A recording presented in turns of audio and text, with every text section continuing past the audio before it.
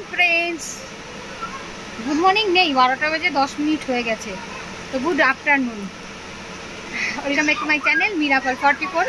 শুনতে পাচ্ছ কিনা জানি না, কুলার চালিয়ে কুলারের সামনে দাঁড়িয়ে আছি।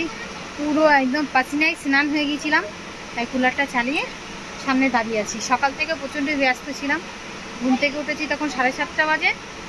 শুনতে পাচ্ছ কি? তাও আমি আগে শুনিনি, শোনা যাচ্ছে কি? মোটামুটি শোনা যাচ্ছে। তো এবার কথা হচ্ছে কি, 7:30টার সময় ঘুম থেকে উঠেছি। ঘুম থেকে উঠে মানে একটু টুকটাক কাজ ছিল, 2-3 জায়গা যাওয়ার ছিল, ডাক্তারের কাছে যাওয়ার ছিল, ওষুধ টষুধ নিয়ে সব কিছু কাজ নিপটে আমি পুরো পাগল হয়ে আছি, এখন পাগলের মতো অবস্থা।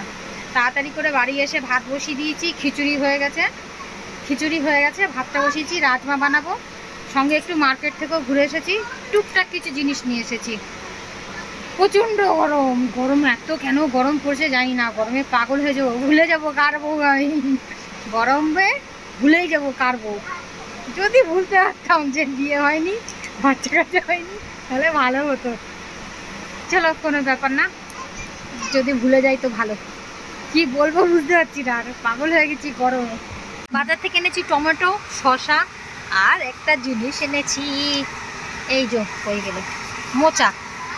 তো আমি খুলে দেখিনি, কিন্তু এর মধ্যে কি আছে কি না আছে, কালো হয়ে গেছে। না ঠিক আছে।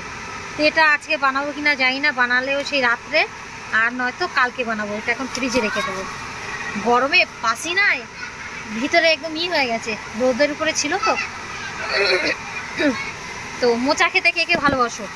আমার ভীষণ ভালো লাগে মোচা, লতি, কচুর শাক, এই জাতীয় খাবার খেতে। করে চলে আসলাম, আর দেরি না করে।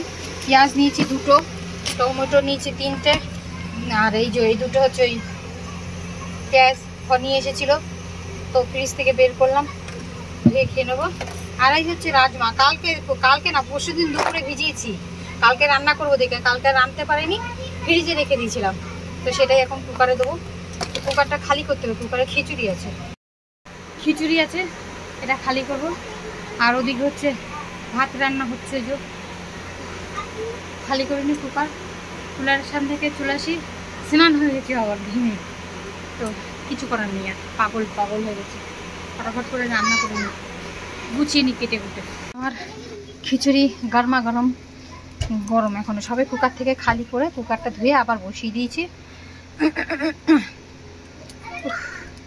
ঢাকা যাবে না, ধোয়া উঠছে, থাক এরকম একটু। আর এদিকে হচ্ছে এই যে পেঁয়াজ কুচি করে নিয়েছি, টমেটো কুচি করে নিয়েছি, আর এই 2টো ধুয়ে নিয়েছি। 2টো খাবো আর রান্না করবো। এখন হয়ে গেছে, আর কোথাও যাওয়ার নেই। আর এক জায়গায় যাওয়ার ছিল, তো এই সবাই বলছে আজকে কিছু হবে না, তাই আর যাবো না। এখানে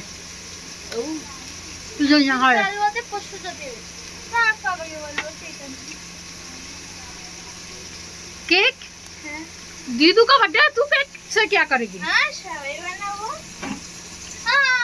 अगले साल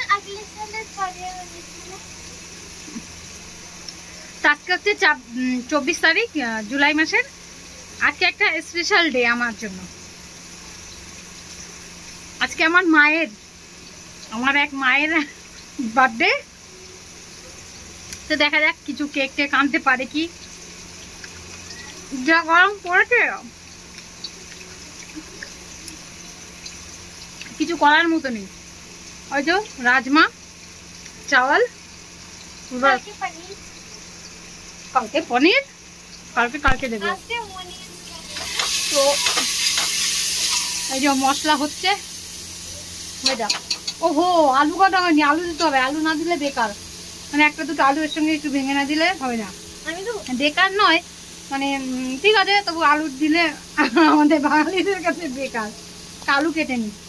তো রাজমা টাজমা সব কিছু কষিয়ে দিয়ে দিয়েছি, একটু বেশি করেই জল দিয়েছি।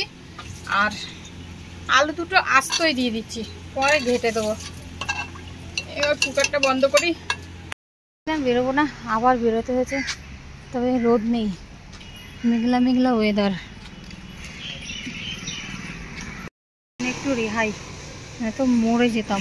তাও মাথা যন্ত্রণা হচ্ছে, বাড়ি গিয়ে ওষুধ খেতে হবে। এটা রোদ নেই বলে এখন ওয়েদারটা একটু ঠিক আছে। স্নান করে জামা কাপড় ভিজিয়ে দিয়েছি, আর আগে ভাত খেতে বসেছি। এখন গুছিয়ে খাওয়ার সময় নেই, তাই এইভাবেই বেড়ে নিয়েছি, আর সঙ্গে নিয়ে নিয়েছি এই যে দই। বাস সেটাই হচ্ছে দুপুরের লাঞ্চ। শশা ছিল, এখন কাটার সময় নেই, পরে খাবো শশা। খেয়ে নি, ভীষণ খিদে পেয়েছে।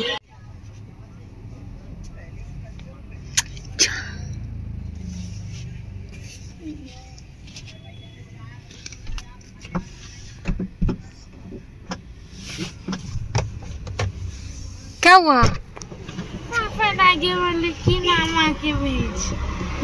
আর সহ্য করা যায়? এই মনি তুই উতার, চল उसको भी उतार, चल।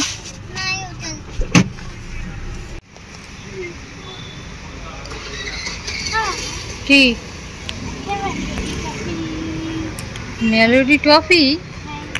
কি হবে?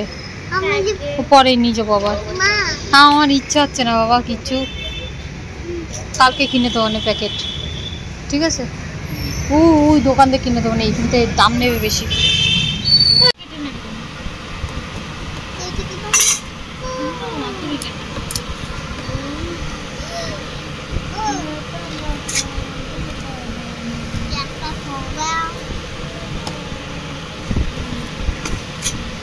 দেরি কর।